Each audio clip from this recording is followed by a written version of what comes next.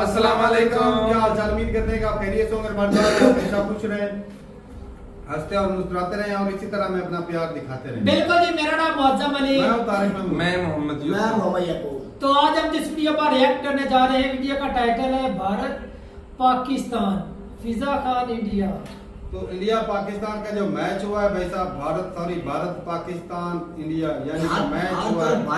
भारत ही हो गया। तो किट्टू राव की वीडियो भाई साहब फनी रोस्ट होगा, देखते हैं वीडियो और अपना रिव्यू कर देंगे। काउंट करते हैं 3 2 1 वीडियो स्टार्ट। बड़ा बोल नहीं, क्या कहते हैं सियाने कि वक्त से पहले बड़ा बोल नहीं बोलना चाहिए। अच्छा, किस शेर की आमद है कि रन काम रहा है। बाबर 11 के कदमों की धमक से श्रीलंका का स्टेडियम लरसना शुरू हो चुका है और यकीनन इंडियन क्रिकेट टीम समेत दुनिया भर में मौजूद भारतीयों के दिल भी ऐसे ही कांप रहे हैं। लेकिन किस्मत में हार ये जो वैसे मेरा पर्सनल मशवरा ये है कि भारत में मौजूद जो कमजोर दिल हजरात हैं वो कल मैच देखे ही ना, ऐसे कुछ ज्यादा नहीं हो गया। तो मेरे ख्याल से उनकी सेहत के लिए ज्यादा बेहतर होगा। कुछ भी कल होने जा रहा है इंडिया पाकिस्तान का हाई वोल्टेज टकराव और बिलाशुबा दुनिया क्रिकेट के मैदान में लड़ी जाने वाली ये सबसे बड़ी जंग है।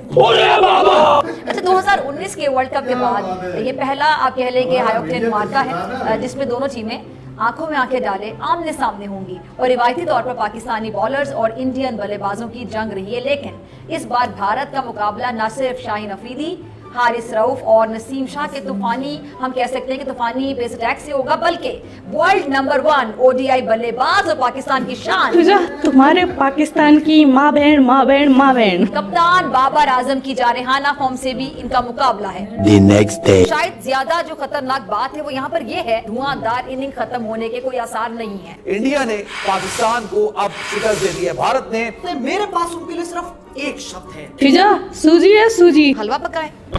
प्रोग्राम का आगाज करूंगी इंतहाई दुख और अफसोस के साथ और ये सारी सूरत हाल। हम तो कह रहे थे भाई आ जाओ, कोई भी ऑस्ट्रेलिया वालों, न्यूजीलैंड वालों, साउथ अफ्रीकन हो, इंग्लैंड हो, भारत की सूरमा जो आ जाओ। हमारे पास तो वसीम वकार और शोएब दोबारा से आ गए।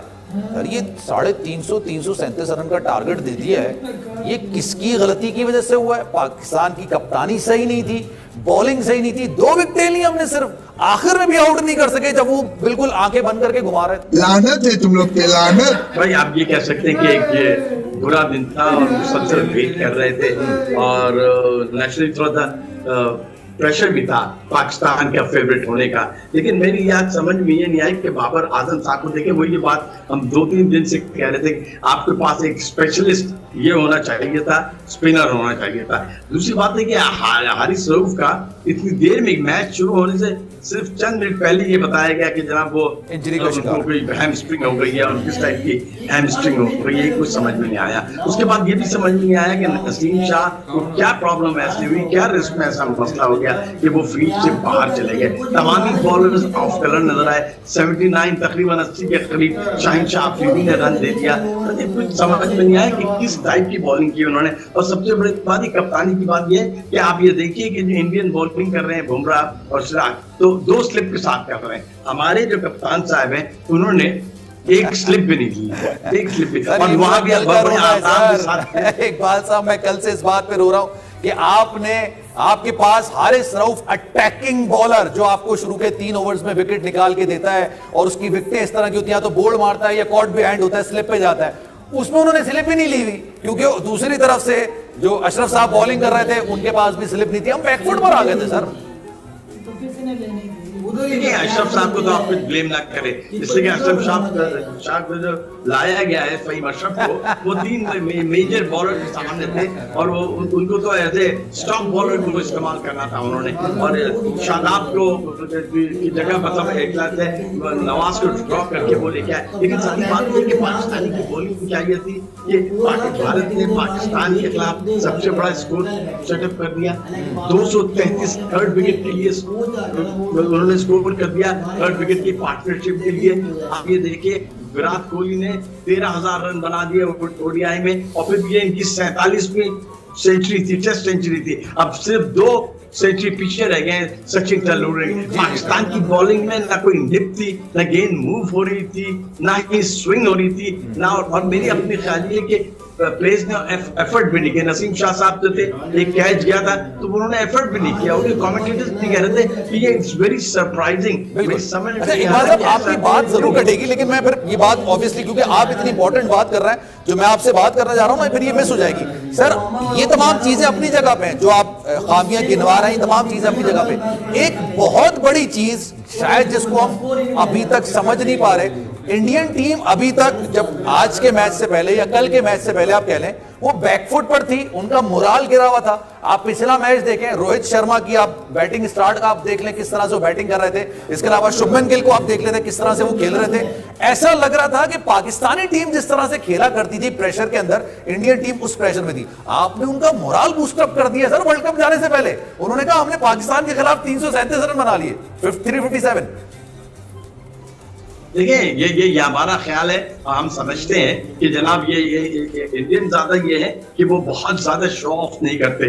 आप ये कह रहे हैं, आपने शुभमन गिल की बात की, आपने रोहित शर्मा की बात की, दोनों 50-50 करके गए हैं जनाब ओपनिंग स्टैंड में। 121 रन का स्टैंड था आपके लिए उस जमाने, उस वक्त भी के बाद विराट कोहली और कनूर, लोकेश राहुल ने ये कमाल की इनिंग्स के लिए वो एक इंजरी के बाद आए। उस इंजरी के बाद आने के बाद उन्होंने पाकिस्तानी बॉलर्स को जिस अंदाज से टैकल किया, जो उनकी टाइमिंग थी और जिस टाइप के उन्होंने स्ट्रोक्स खेले, 4-5 स्ट्रोक्स तो कमाल मारे, 10 बाउंड्रियां मारी उन्होंने, 3 सिक्सेस मारे। तो मेरा अपना जाती ख्याल है कि पाकिस्तान की बॉलिंग जो थी वो according to the line of length नहीं थी और मेरे ख्याल में डायरेक्शन लेस थी।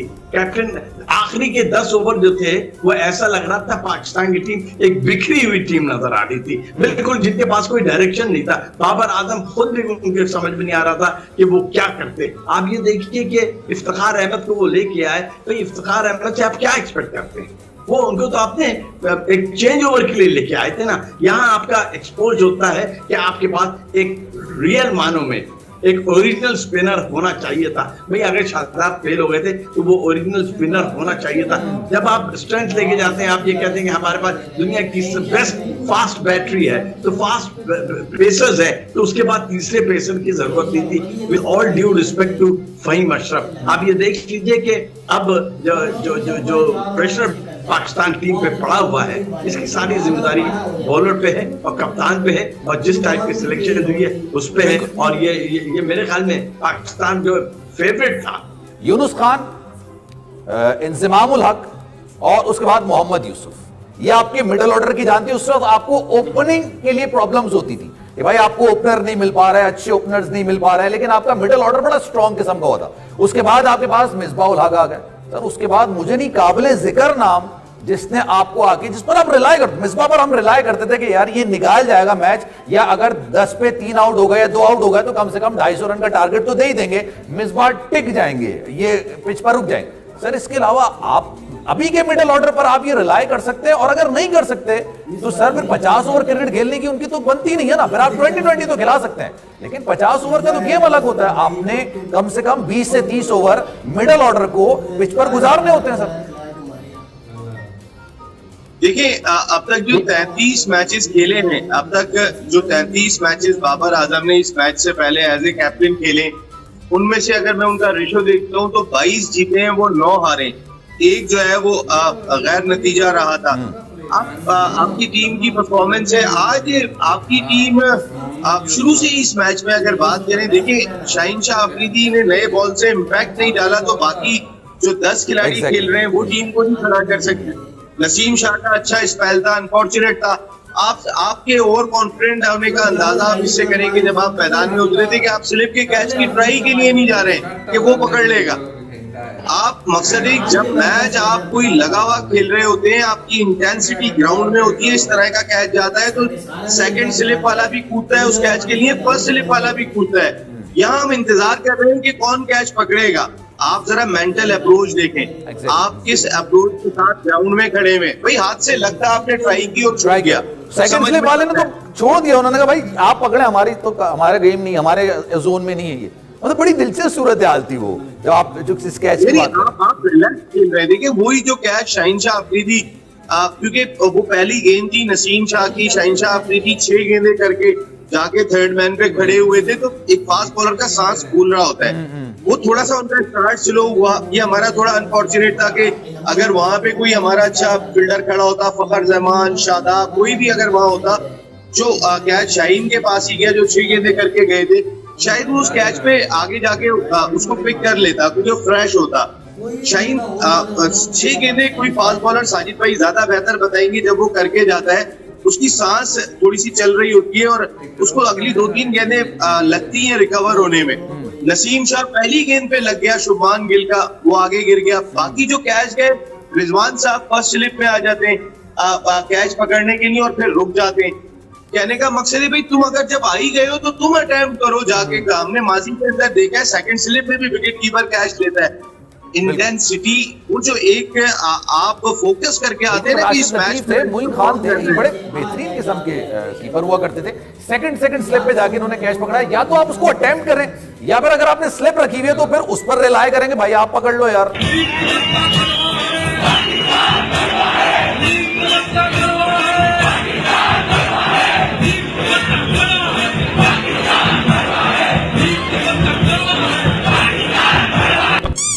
ये था आज का वीडियो। आपके क्या थॉट्स है इस वीडियो के बारे में वो कमेंट सेक्शन में बता देना। आप अपना ख्याल रखना। Love you my kit cats.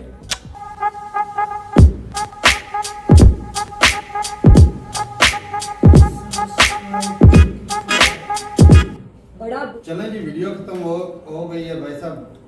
ये जो फिजा अकबर थी भाई साहब, ये खुद क्या कह रहे थे, बड़ा बोल नहीं बोलना चाहिए। कह रही थी श्रीलंका की जो है धरती वो कांप रही है, किस शेर की वो आमद हुई है और श्रीलंका की धरती कांप रही है, रन कांप रहा है।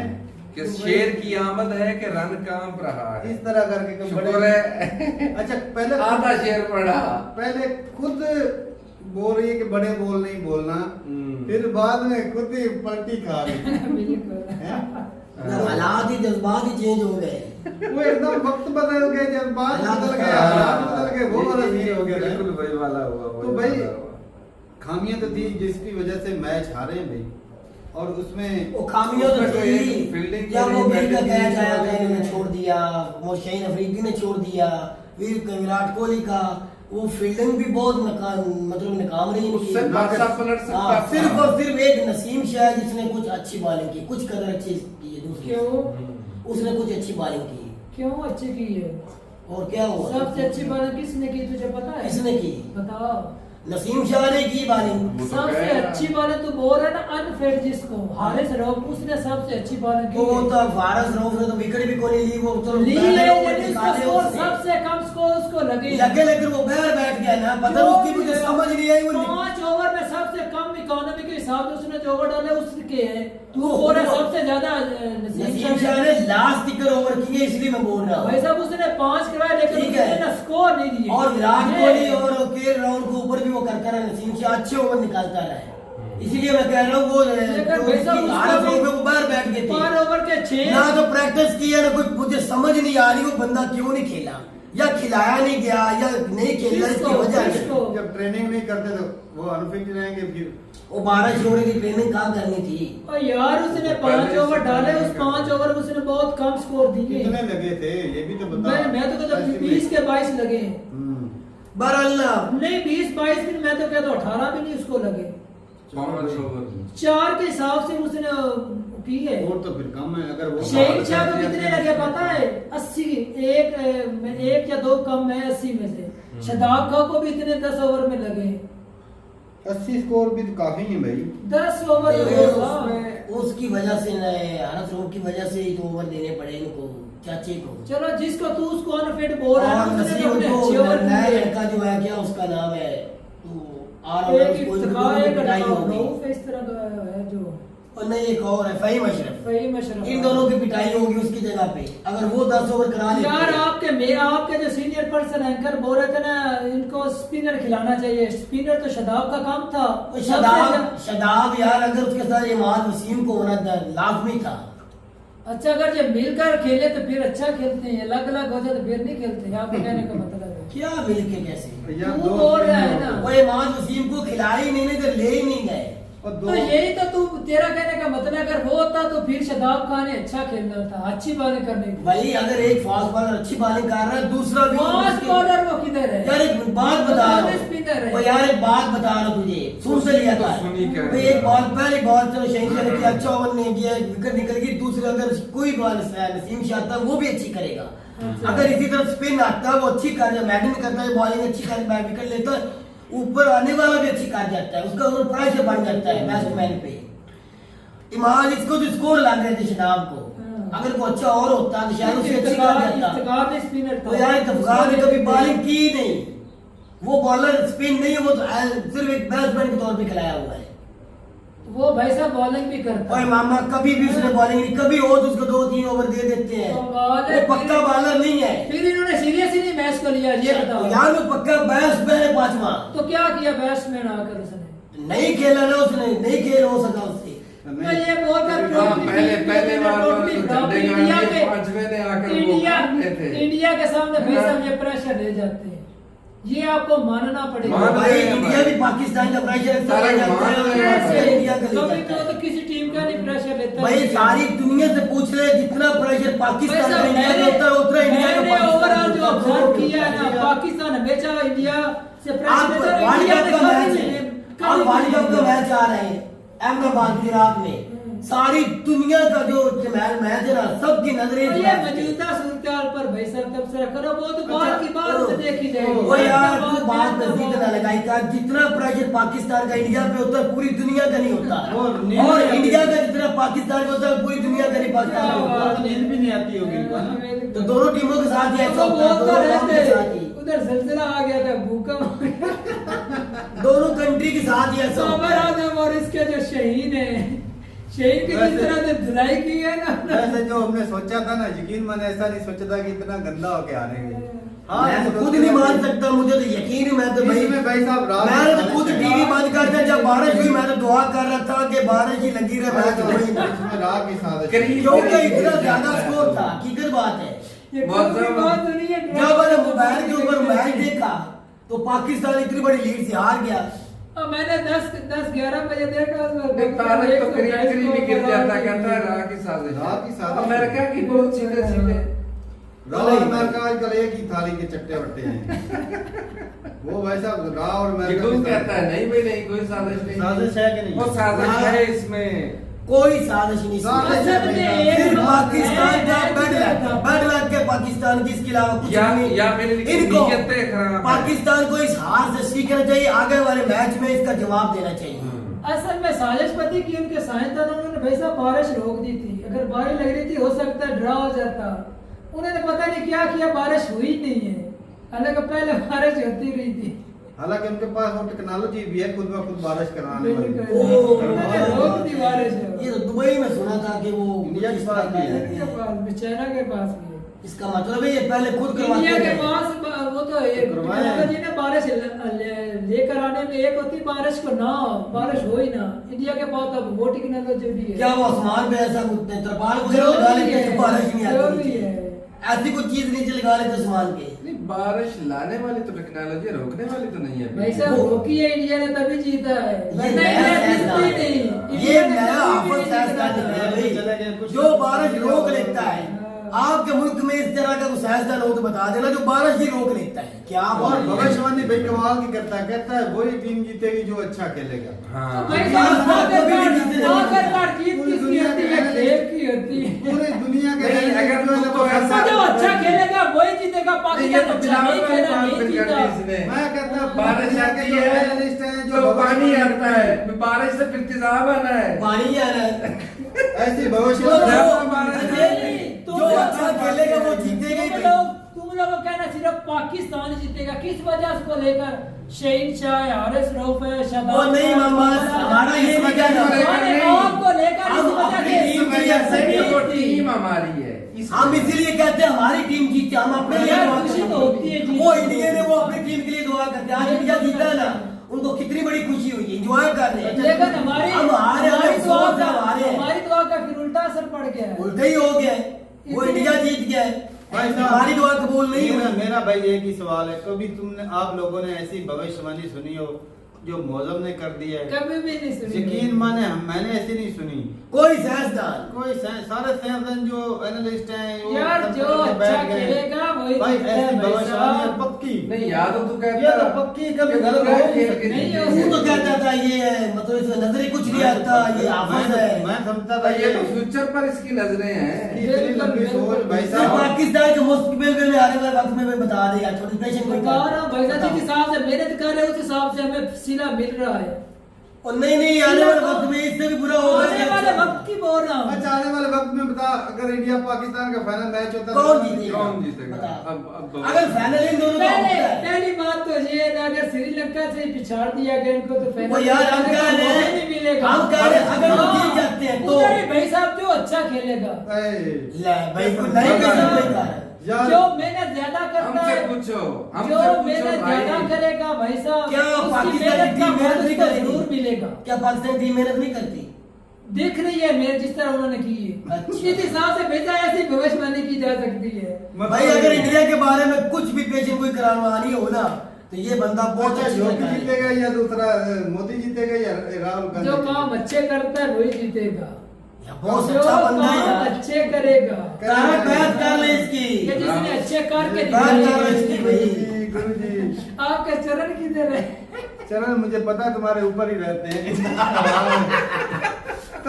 वो कोई नीचे आने नहीं देता।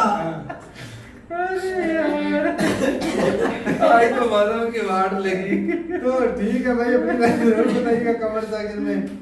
मिलते रहे वीडियो के साथ, तब तक के लिए इजाजत दे। अल्लाह हाफिज़।